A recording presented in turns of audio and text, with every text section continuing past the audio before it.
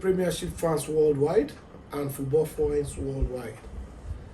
As you can see, the transfer window has gone far, and by next month, which is just around the corner, we'll be facing the last days of the transfer window.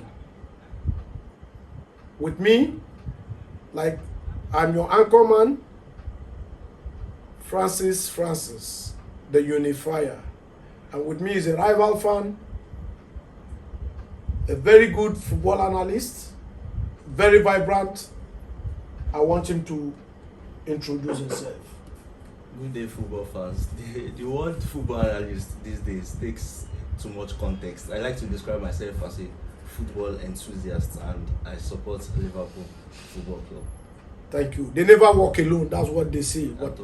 And they've done so well so far in the transfer window. However, our focus will be on the major signings of the two rival teams, Arsenal and Liverpool, as it is presently. And we'll still have to look at the other top 6 teams who we know that will also pose a challenge to the major top teams. Our focus will be on the present signing of Victor Gyökeres for Arsenal, the signing of Noni Madueke. What are they bringing into the team? Zubimendi, the friendlies played so far. What are there to learn? What is it that one will say, yes, these people are bringing to the team? The signing of Hugo Ekitike, the signing of Florian Wirtz, Kakas for Liverpool, and Frimpong, and the impending signing of Isak. We are also going to look at the jobs done so far by Chelsea in the bringing in of João Pedro, Liam Delap, the impending signing of Jorel Hato, and Xavi Simons. We want to also look at the other top 6 teams. What the departure of Isak, what would it mean for Newcastle? I'm here going to pass to my rival fan here, who says he's an enthusiast, and I want to agree with him. Now, Liverpool has signed Ekitike. Ekitike scored 22 goals in his ex-club, that is Frankfurt. What do you see Ekitike doing? Liverpool has signed Ekitike from the German league. They signed Florian Wirtz. They signed they signed Jeremy Frimpong from the German league. And as the report says, as of yesterday, they've sold Diaz. Yes. Correct. How do you see these Liverpool fans? Can they maintain the momentum? This transfer window has been very, very successful for Liverpool. In fact, you can go on to say this is the most successful Liverpool transfer window ever. Because we know Liverpool as a football club, they don't spend.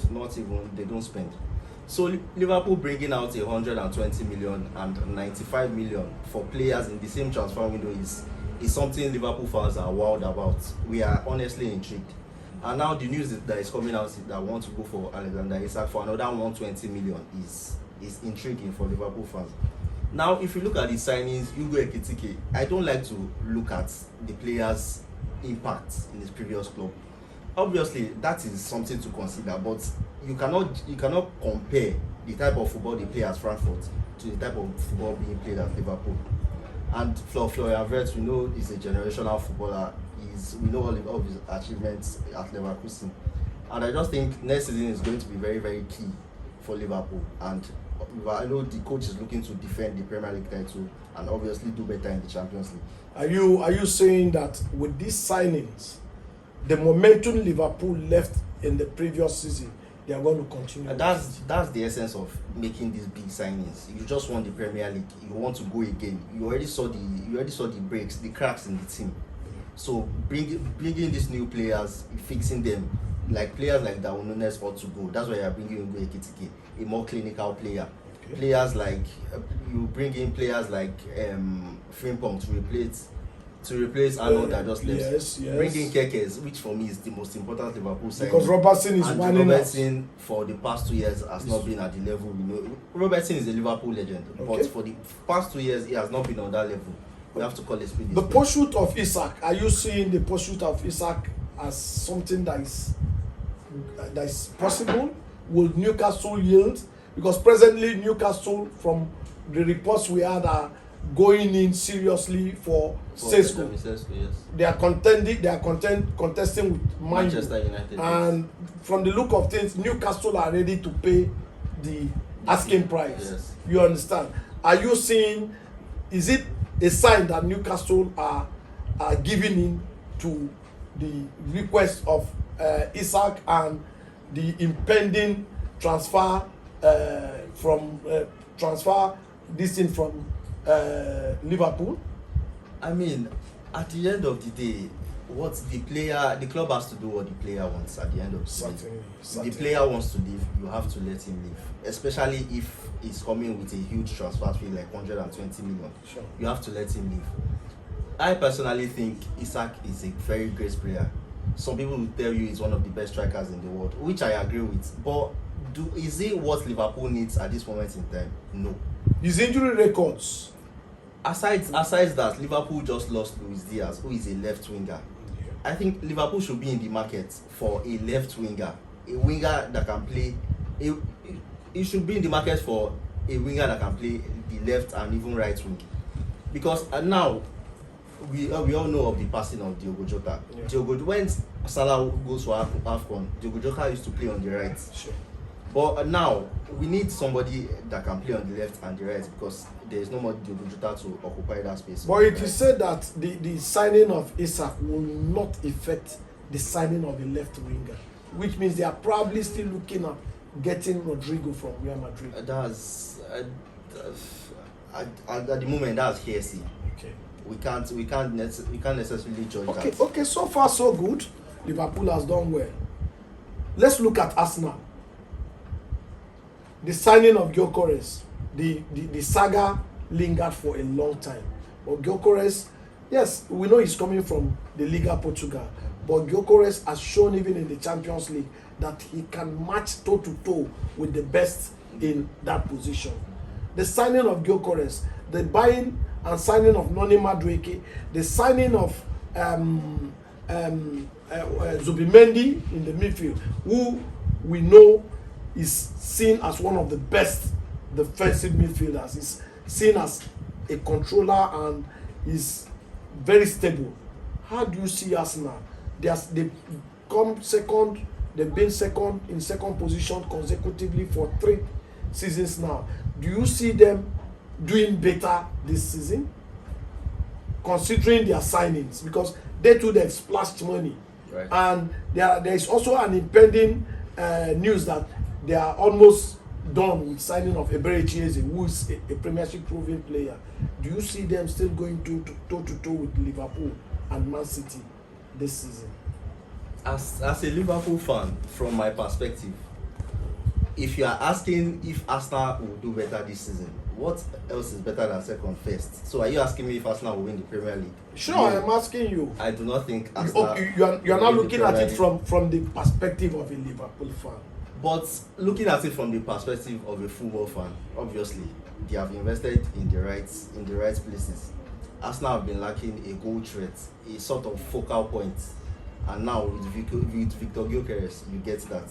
They have addressed their squad depth. They have gotten the likes of Mosquera, Noga to address the squad depth, and not just squad depth, quality squad depth. So, as a football fan, obviously, you look at Arsenal and say, this is a very good squad, this is a very good team.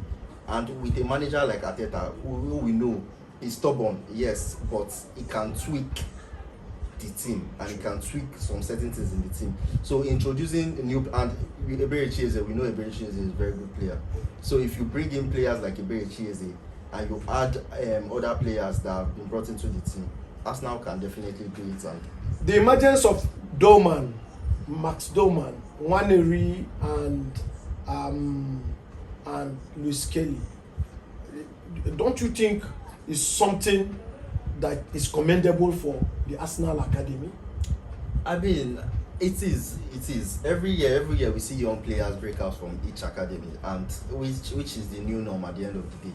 And we see players like Lamine Yamal now, which is one of the best players in the world. Some will tell you he should win the Ballon d'Or this year, even though I don't agree with that. But that aside, academies are producing the best of the best recently, and players like Lewis Kelly and Nwaneri, I think Lewis Kelly has been very, very good for us now.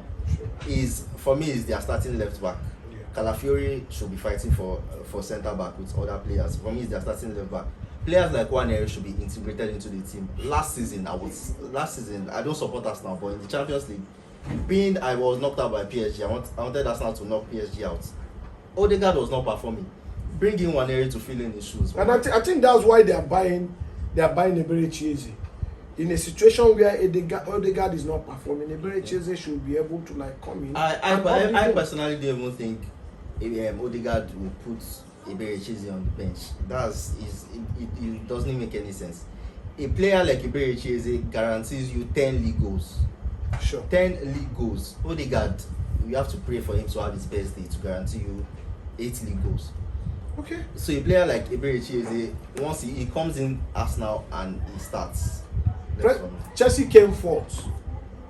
Chelsea came fourth in the last season. Am I correct? Of the world. Yeah, they are currently the world champions, and they've done very good businesses. Yeah.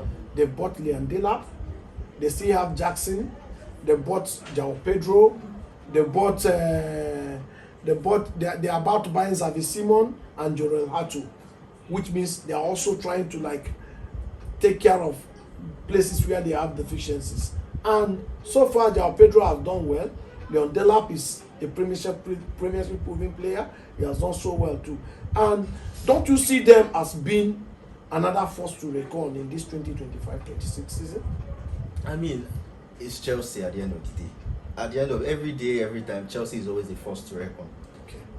Now, the signing of, we all know Chelsea, one thing Chelsea will do is sign players. Chelsea have always and will always sign players, even when they don't need players. The signing of João Pedro was very, very key for Chelsea, as Nicolas Jackson has not got it. Let's be honest. Okay. Nicolas Jackson is not a good striker. I personally think he would leave Chelsea this season, rightly so. But bringing in a player like João Pedro and bringing in another player like Liam Delap is key for Chelsea, because you cannot rely on Palmer for too long. You need a focal point. You need somebody you can rely on. You need somebody you can turn to when the chips are down. So I believe Chelsea can do something to this season. That's a good one. What now? Man City has also done the buying and what have you. Man City have brought in Tijani Reinders. They brought in this guy from Lyon. They've brought in. Man City as a team. Yeah. But are you seeing Man City as the force that they used to be? Are you seeing Man City as the number one contenders for the premiership this season? Number one contender is a stretch. But are they contenders for the league? And they are contenders for the league any day, anytime. But number one is a stretch at this point in time. One thing with Man City is you can never count them out.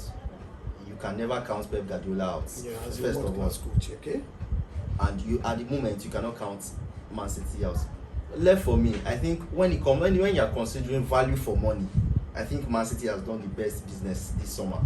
When you are considering value for money, to get Reinders for the amount they got him is good business. And Ryan Sheki too is very good. Okay. To get him for 35 million is very, very good business. So but don't you think they got Ryan Sheki for 35 million when Lyon were fighting to get out of the relegation as a result of their indebtedness? At the end of the day, it's still good business. It's good timing. Yeah, certainly. You can say they got lucky, but it's good timing. Now let's look at Man U. Man U used to be the traditional four, but presently I think the house is in disarray. Man U has been able to only sign 2 top players apart from the signing of Diego Leon. Okay, right. They've been able to sign Brian Mbaumo. They've been able to sign Brian Mbaumo was signed for £71 million, and they signed Cunha. They signed Cunha for £63.5 million. Now, the way it is, Man U, I think, still has some departments to attend to.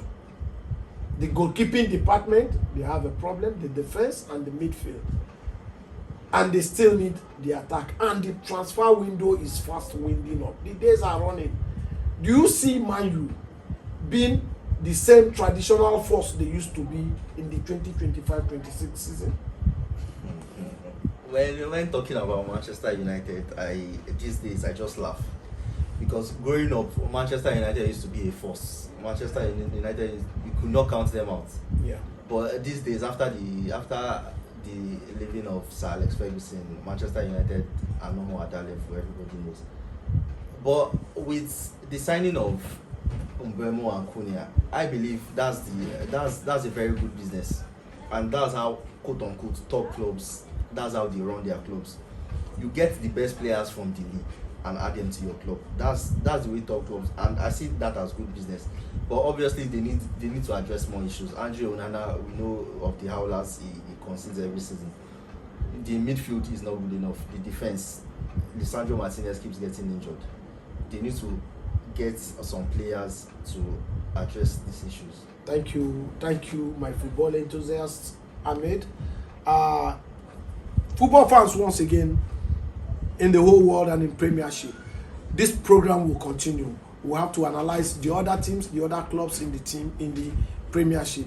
Thank you, as we take you on with the other teams. Thank you and God bless you.